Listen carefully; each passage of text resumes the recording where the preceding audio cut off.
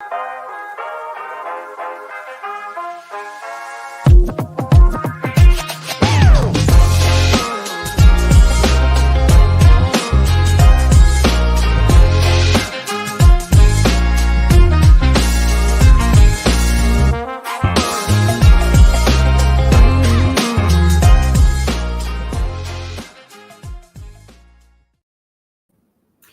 folks, and welcome to The Crunch.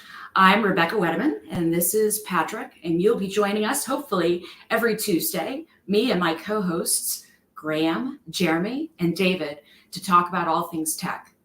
Specifically for my segment, we'll be talking about the value of customer and employee experience. It's been a busy couple of weeks, what with Enterprise Connect last week and a few other things coming up. Yeah, you were gone for 3 days last week. I know, Pete, I know. But he got a great stuffy from Twilio, so he's very excited about that, right? But I'm excited today to have a guest with us who's a dear friend, a great technology evangelist, a patent holder, a soon-to-be best-selling author, and chief digital evangelist at Salesforce, Vala Afshar. Vala, welcome to the show. Hello, Rebecca. Hello, Patrick. So happy to be here. So awesome. Delighted to have you join us today. Thank you so much for taking the time. And thanks everybody for joining today. Thank you, everyone. So Vala, we've had a lot of conversations about the acronym that shall not be named that has 2 letters and begins with A and starts with I. But I wanted to talk to you before we get into that a little bit about Boundless. And because there's so many links between, AI and what you talk about in Boundless, the book. Maybe you can just share for the audience a little bit about what you mean when you talk about a boundless organization. Sure. Thank you so much for asking. Boundless is my new book. And the reason I wrote Boundless, predominant reason is I'm an immigrant. I'm an immigrant refugee. And I'm not speaking for all immigrants. But I had a silo mentality for most of my life. Silo by definition, capture resources, protect those resources, and try to extract value as much as you can from those resources. In my case, resources was a good education, multiple degrees, a good job, becoming a manager, having budget and headcount. So just capturing things. And all the way through my 40s, I operated with that silo mentality, capture resource, protect and extract value. And I think many businesses today are struggling with silo mentalities, silo structures, silo go-to-market strategies. And it was in my 40s when I realized that a better, more effective approach to life, work, leadership, management is a boundless mindset, where you appreciate flow of value for all stakeholders. So, my first tweet was in my 40s, my first blog was in my 40s, my first book in my 40s, my first patent in my 40s, first podcast. So when people read my bio and I reflect, I'm like, my goodness, the first 20 some odd professional years of my life, I didn't do any of it. And so the last 5 years, I was researching hyper growth companies to identify certain muscles and skills that they have, traits. And I was able to identify, my co-author and I, Henry King and I, identified about 7 capabilities that really define their design methodology and design thinking principles. And those were how companies and individuals, how they connect, how they integrate, how they distribute, how they mobilize, how they appreciate autonomy and shared success. And so the book speaks to individuals and companies that have adopted a boundless mindset, opposite of silos, and the success that they've achieved. The first chapter of the book features Chef Jose Andres, the founder of World Central Kitchen. So even though I have dozens of technology companies in the book, because I'm a technologist, I found that what Chef Jose and World Central Kitchen did in terms of connecting to communities, distributing food, creating a more autonomous framework led to 70 people on the World Central Kitchen payroll and yet they can distribute over 1 million meals a day. There is no entity really on amazing earth story. Yeah. that can deliver 1 million meals a day, and yet 70 people on payroll, World Central Kitchen can do that. And to me, that was a perfect example of boundlessness. I met Chef Jose in Boston last year, and he said distribution is life. If you want to achieve success as an individual or a company, learn to distribute value to as much as you can, to as many people and individuals as you can. So anyway, that's what the book is about. Thank you. Yeah, I mean, it's really an amazing story when you think about it. And I didn't realize this until I read your book, that he goes and actually uses the local restaurants, the local food trucks, the local staff. So yes, he has his 70 people managing what is a global organization, but everybody in the world is a potential employee or associate for him. Unbelievable. He activated 2,000 restaurants during COVID. He initially wanted to raise $10 million, and he quickly raised $150 million. This is before Jeff Bezos gifted him another $100 million. Of that $150 million, I believe $138 million went to restaurant owners. Mm-hmm. But what he realized, it wasn't the preparation of the food that mattered to the hungry and folks that lost their homes and businesses. It was that moment of truth when you're handing them the food and showing empathy and having conversations with them and learning about their challenges and potential opportunities to rebuild. So the scaling went from being really effective in a kitchen to being really effective in the community. And of course, the restaurant owners and workers took those income that they got from World Central Kitchen and redistributed back to communities. So they were no longer part of the problem, they were part of the solution. Now, what's incredibly important to realize is that, one, he was willing to change his business model. He's a 2-star Michelin chef. He doesn't have to, he's had enough success where he may not have a beginner's mindset like Mark Benioff spoke in his 2 books, the importance of having a beginner's mindset and being teachable and coachable and adaptable.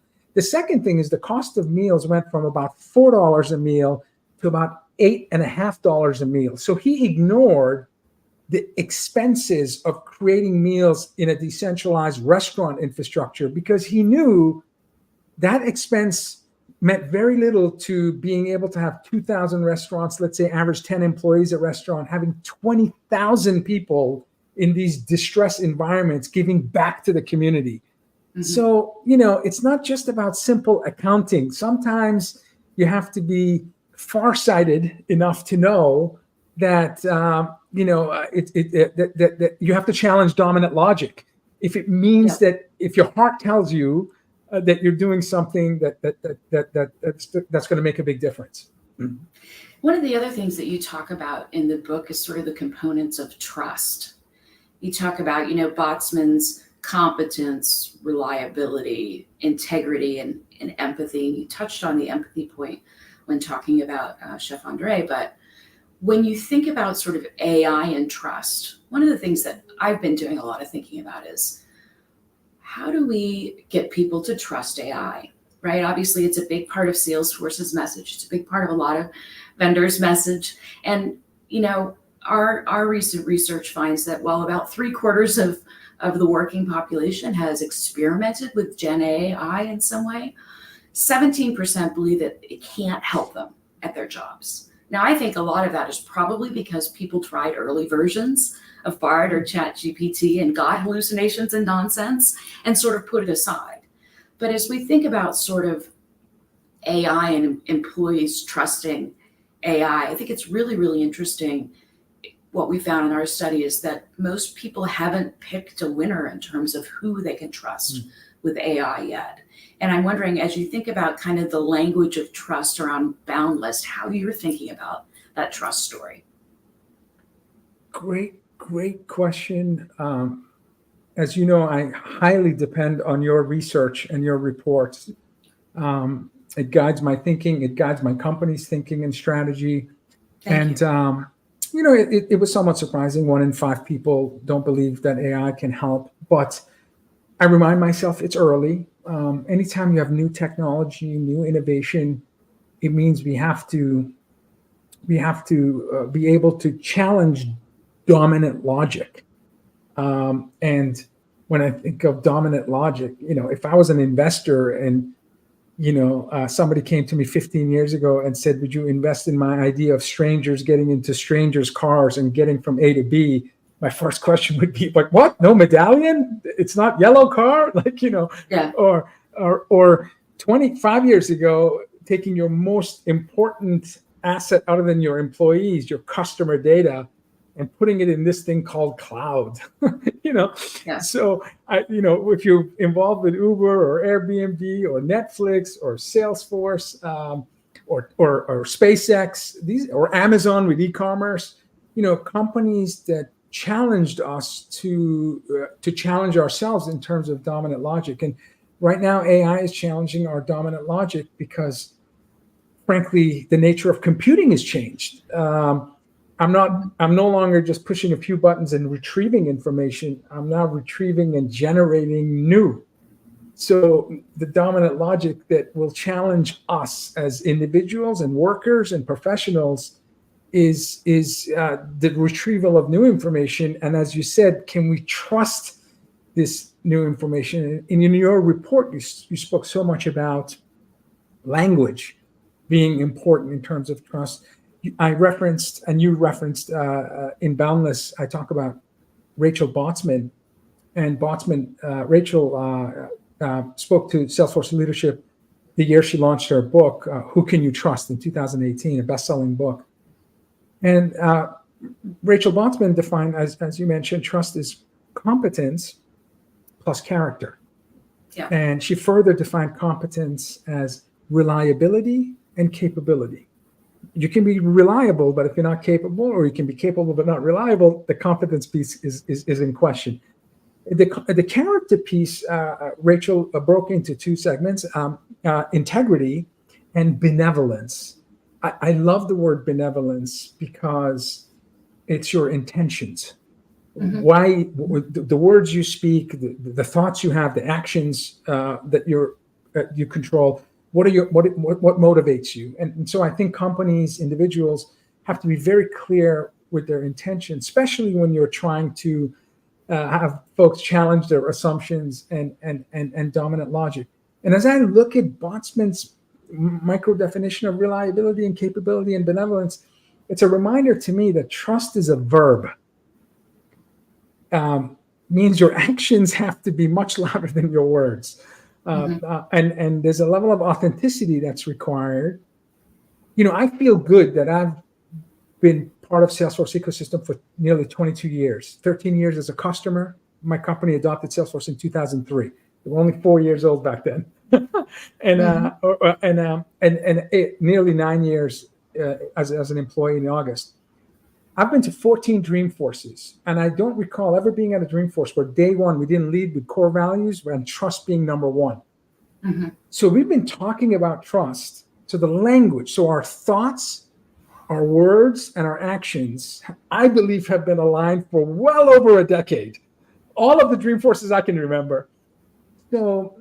So I think that it's more important now than ever, and that starts with core values.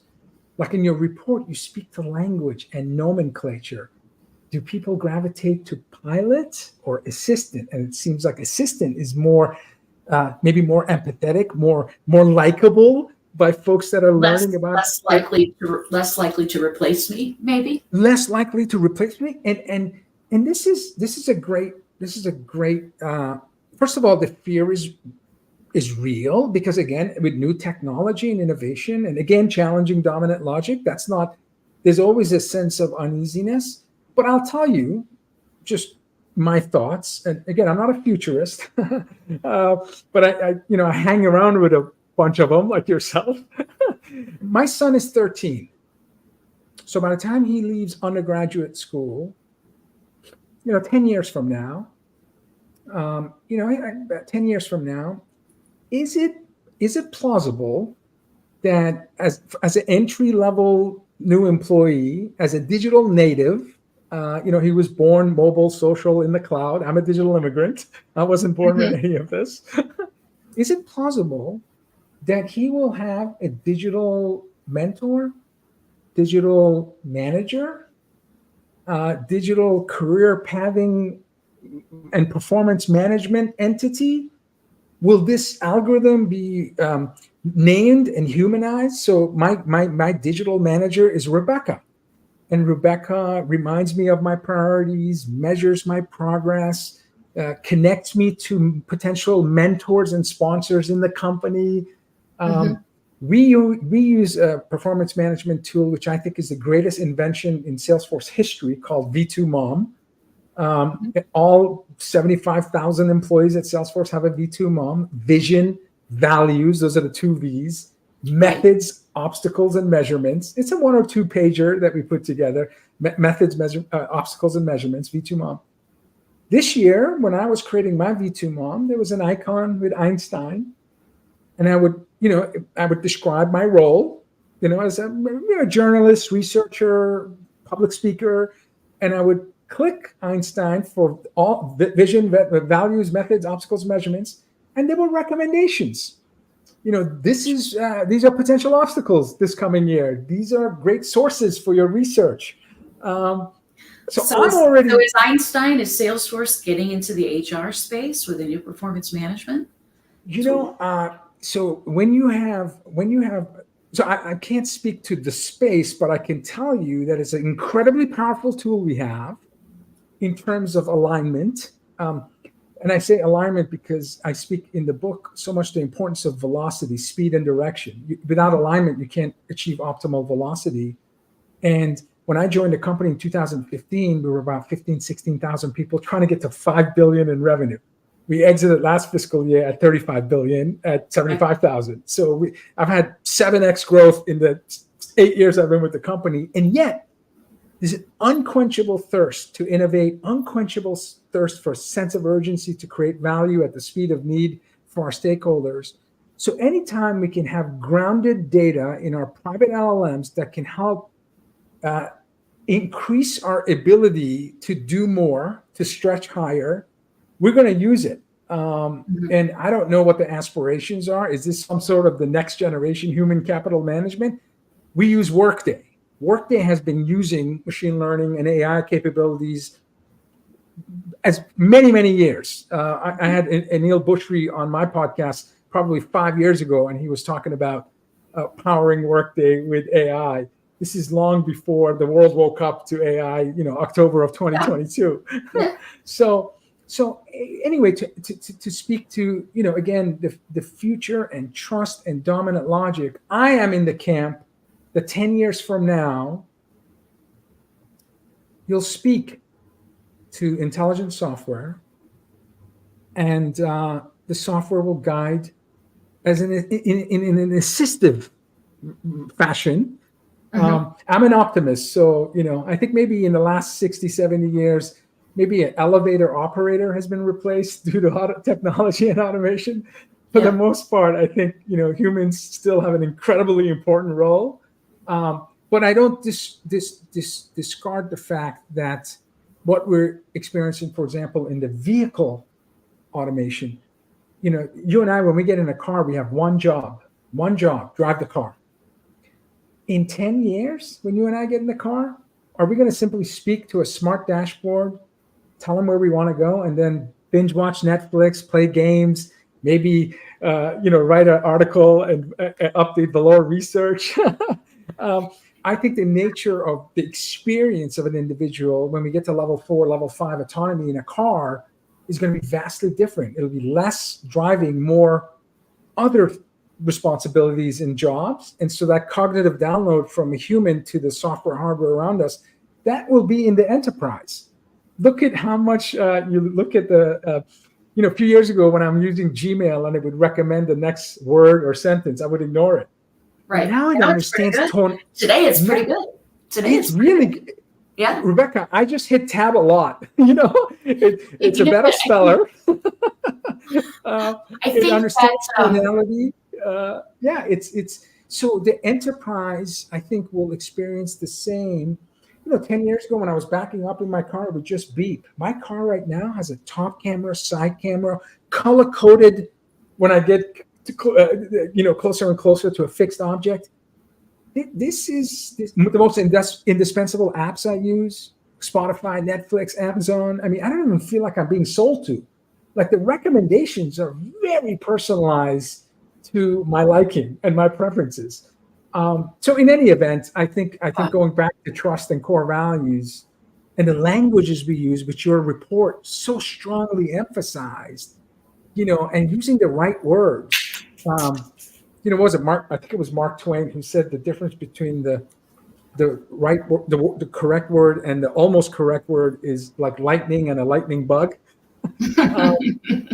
You really have to be very deliberate about the language we use and the words we use. To me, language is how we wear our thoughts and share them with other people. So how are you dressing matters. So language is super, super important. Super important. Yeah, and I think too, when you talk to people about what they're afraid of, when we talk about AI, which is a big part of this, we found the number one fear was it invading their privacy. While people are concerned about replacement, it's about taking over, right? It's that loss of control. And I know you talk about control a lot in the book and how you sort of have to rethink as an organization to allow more autonomy, to allow less control. I think that's going to be a big part of the AI sort of moving forward. Well, is how do we put the guardrails out there, but then allow more of that autonomy, whether it's from employees or from the technology itself. It's super, super important. The most important of the 7 design principles in the book Boundless is shared success.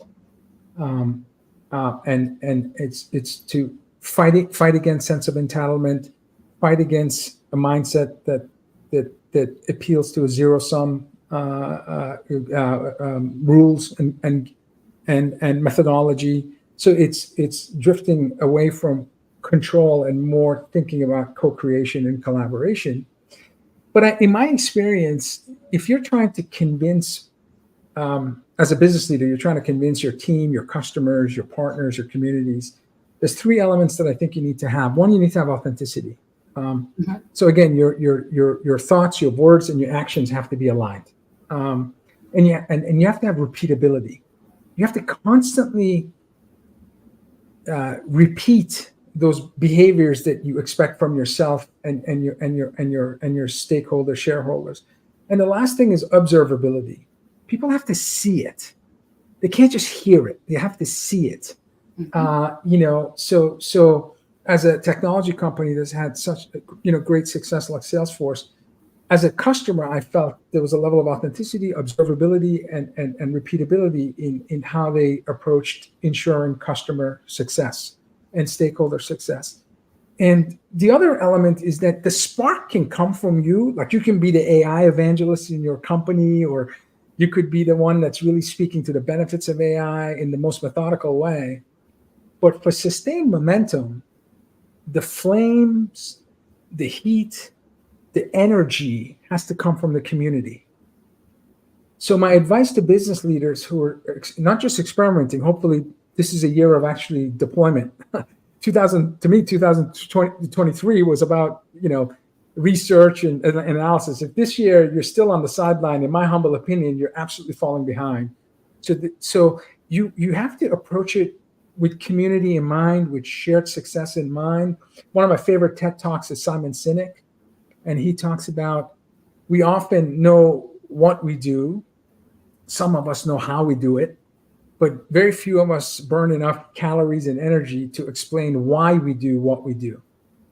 So if you're bringing AI into your business, it's, I think, important to articulate why it matters to your career, why it matters to your productivity, why it matters in a world that's becoming more decentralized and more hyper-connected. So it's a knowledge-sharing, hyper-connected, more decentralized economy, which means if you can't deliver value at the speed of need, and me and you don't get to decide the speed, it's our customers.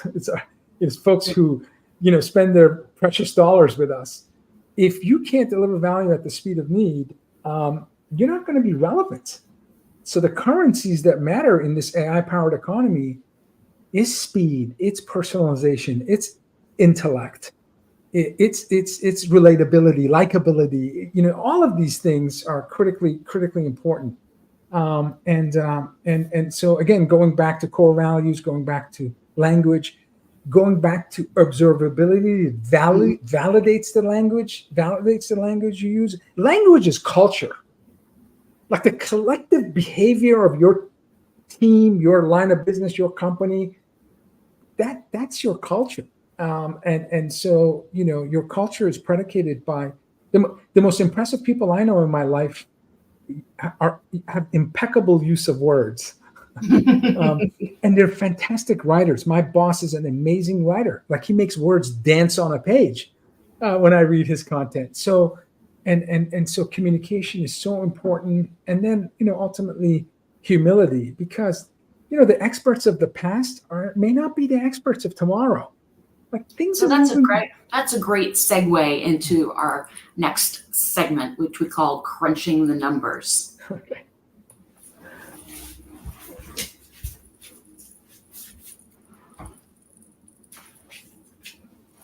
So we talked about talking about AI in the language. And Jason mentioned, that this is the year really where the rubber hits the road. But we did some research recently with HR executives about where their companies are in terms of AI. And I'm going to put you on the spot, Vala. What percentage of companies do you believe today have a policy for the use of AI within their organization? A formal policy for AI use, I would, if I had to guess, would say less than 15%. 16%. You're spot on. What about? By the way, that's not, I'm not happy about that number. Meaning, what you said is 84 out of 100 companies they don't view AI as an inflection point in which computing has changed. How we store data, how we access data, how we use data to have it flow into information, knowledge, insight, wisdom, and positive impact is being ignored by 84% of companies. That's stunning. What percentage do you think have training in place for how to effectively use AI? Well, if they don't have policies, if the policy number is at 16, I'd say less than 10%. So 14% have some training in place, but only 8% have anything in place to help employees navigate retraining. Wow. Taking on new skills as some of their activities are replaced by AI. So here's when I talk about observability. So I said, if you want to really create a movement, and not just the spark, but the flames, the heat, the energy, create a movement. As you know, for a decade, my company, Salesforce, has been providing training for free to anyone who has internet access. We call it Trailhead, and you can take a Trailhead on prompt engineering, on tweaking language models, on digital sales, service, marketing, commerce. As you know, the result of Trailhead means today there are 20 million active learners on our platform. 20 million people are learning about the potential autonomous enterprise of the future or working with digital employees. What that means is that we believe by 2028, we're going to create 11.6 million new jobs, and $2 trillion of new business revenues. This is shared success. So if there are CEOs watching, and I know, Rebecca, you consult with CEOs of all company sizes around the world, ask yourself, how do we reduce the digital divide, and how do we get in the game of training stakeholders, shareholders? I implore you to think about, take the training material that you have inside your company and make it available to the outside world. Believe you me, this is how you show shared success. And this is where values create value. If you value trust and customer success and equality and innovation, and I say equality because one of the dangers of this incredibly powerful technology is that many people on Earth don't have access to it and will not have access to it for many years to come. I attended Mobile World Congress in Barcelona, and Rebecca, the biggest, most shocking stat that I heard from that 5-day event was 3.4 billion people do not have internet access. 8 billion people on Earth, 3.4 billion yet to access the web. Now, the good news, countries like India, every 10 seconds, 3 new citizens are getting to the web for the first time. So there's progress being made, but let's not kid ourselves. We're a very fortunate few who get to use the greatest technology that in the history of mankind to better ourselves. And yet 1 in 2 almost don't even have access to the internet. So, it's the training at 8%, it's far less than it needs to be. But when you take when you step back and look at society as a whole, we have so much work to do in order to advance society, and with the right core values, with the right language, with trust at the core of what we do. Hopefully my children's children don't have to think about billions or people that have yet to access the web, which was founded 31 years ago at CERN. So John made a really important point, and as John always does, reinforcing how important it is how we frame things and how we think about the language of this. I think it's how can companies build trustworthy and use this tech for headcount reduction? This is an excellent question by John, because in the last 2 years, when we talk about the return on investment on AI, there's been a strong focus on productivity gains that speak to hours saved per day, months saved per year. And it is true that when you can take deterministic functions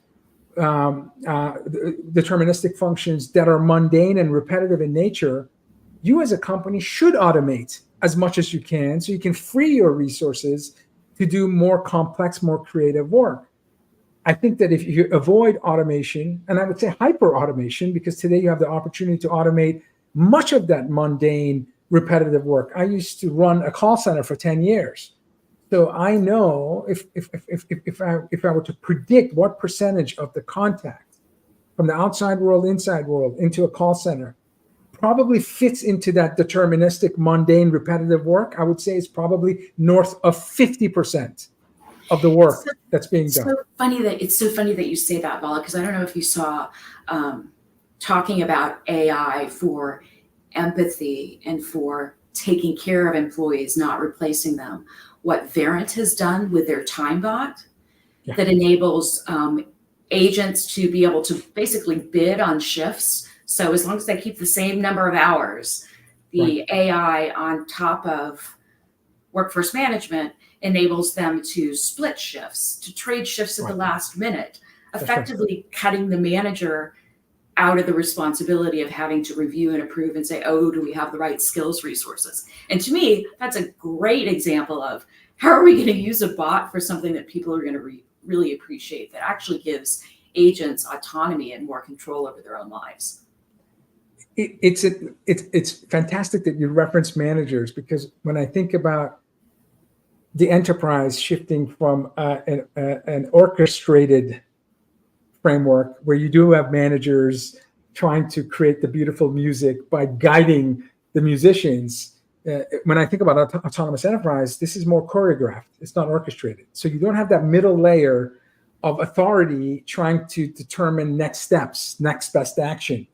That fluidity and that ability to dynamically know where you need to stand on stage, where you need to go next, where the other dancers are at the same time, that's delivering value at the speed of need, and it's choreographed.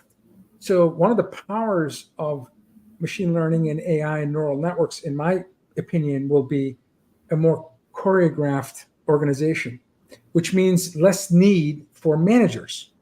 In the case you mentioned, you don't need a call center manager to distribute the open cases and to escalate to the different team that may be sustaining engineering, who to engage in sales and partner in the ecosystem to fix the customer before you fix the problem.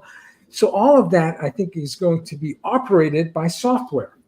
And this is what's challenging dominant logic. You have to have trust that the software will create a better outcome for the end user, the customer. And that may mean less managers, but that doesn't mean less work. It doesn't mean less headcount. Now you have managers that are building products that are better designed for serviceability. You're actually more engaged with the clients. You're maybe visiting their factory floors. I was just at a manufacturing conference, and one of the customers told me, today in manufacturing, if you don't walk the plant, you really don't know your customer.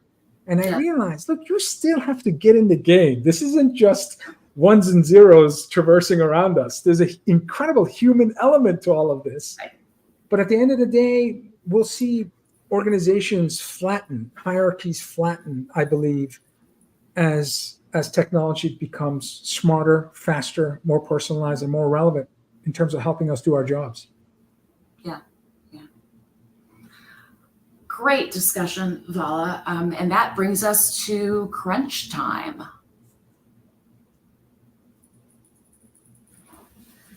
Crunch time. Patrick has a few questions for you.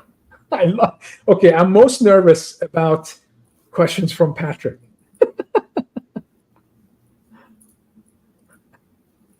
You got your first question, bud? So Patrick's first question: if you could die and come back as any person or thing, what would it be? Wow. Besides If I'd like to, wow, I can see why it's crunch time. Maybe I'd like to come back as Caitlin Clark.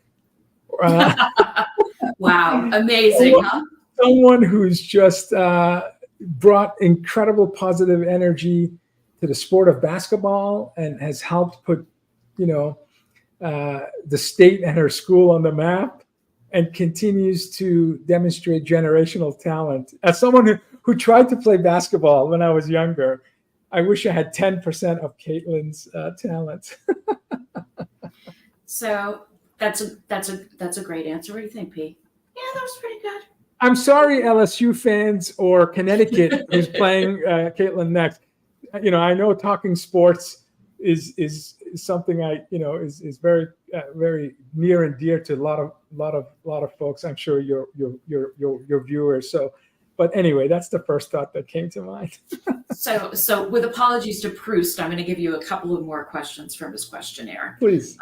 What words do you most overuse?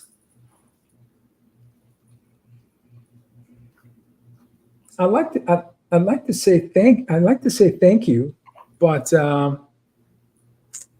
I'm not sure. I'm super grateful. Flow is all around us, and we sometimes find creative ways to disrupt the flow. I have great family flow. I have great work flow. I have great flow with friends and people that I admire.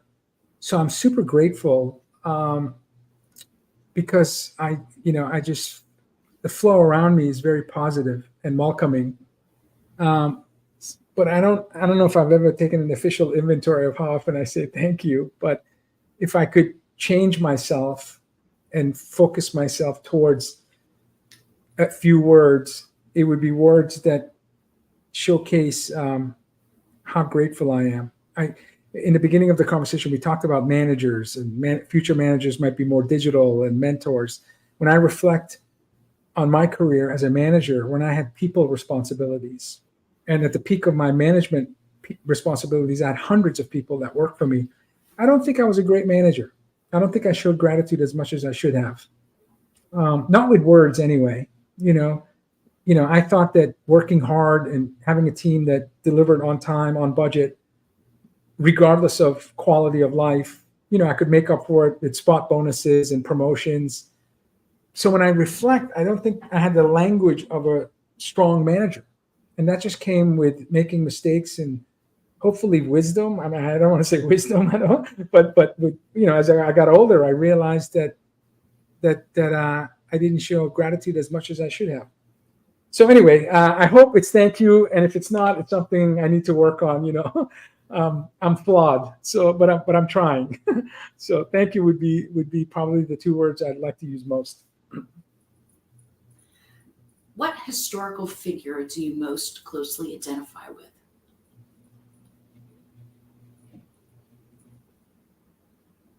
I want to grow up to be my dad. So my heroes are not, they're not athletes, they're not business people, they're not politicians or government leaders. I want to grow up to be my dad. He's my hero. My dad and my mom. My mom is the strongest person I know of anyone I've ever met in my life. And we can have an entire podcast on why she's the strongest person I know. And my dad is the most optimistic, hardest working, and generous person I know. So the combination of the two. So, Caitlin Clark is awesome, but my heroes are my dad and my mom. So I'm going to stop putting you on the spot with just one more question, Vala. What makes you happiest? My family. Yeah, my life's purpose is my kids. I love where I work. I love the people I work with. To me, success is liking yourself, liking what you do, and liking how you do it. But the thing that brings me joy, like warmth, joy where I feel like, okay, life is grand, is, my oldest daughter is in Spain, a semester, living her best life. My middle daughter got accepted to 12 colleges and universities. So in the next few weeks, she has to pick out which university she's going to go to. And literally all the schools she wanted to go to, she applied and she got accepted. And my son's about to enter high school next year, and he's the kindest person I know. So, and I can say that at 13, which is pretty amazing. He's super kind. So anyway, my life's purpose is my kids, and so they bring me the most joy. Fantastic. What a great place to wrap today. Vala, thank you so much for coming on and sharing your thoughts and insights with me and Patrick. Thanks everybody for joining today. And remember, you can catch us Tuesday at noon on The Crunch. Thanks everybody. Be well.